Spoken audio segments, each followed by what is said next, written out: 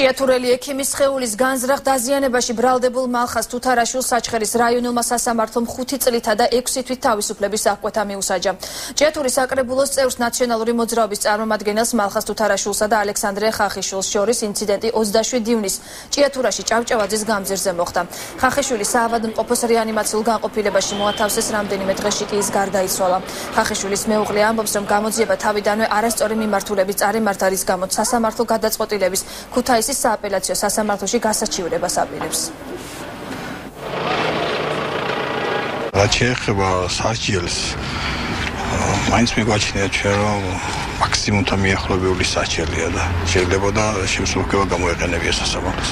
მოსამართლემ გამოიტანა სწორი გადაწყვეტილება, თუ გავითვალისწინებთ იმ უხს, თუ რა შეედებოდა ბრალი და წარდგენილი ბრალდება რაცითაც მიმდინარეობდა, თორე ჩვენ როგორც თავიდანვე აღნიშნავდით, რომ თავდაპირველად პირველივე დღეებიდან იყო არასწორად დაწყილი გამოძიება. მე უნდობლობას უცხადებ, როგორც ადრე აღნიშნე საერთოდ გამოძიებას და მით უმეტეს დღეს ეს იყო ძალიან არასწორი და არასამართლიანი გადაწყვეტილება და აუცილებლად გავაგრძელებ ბრძოლას ბოლომდე. იქნებ როდესმე მაინც დავარქვა ყველაფერს თავის სახელი.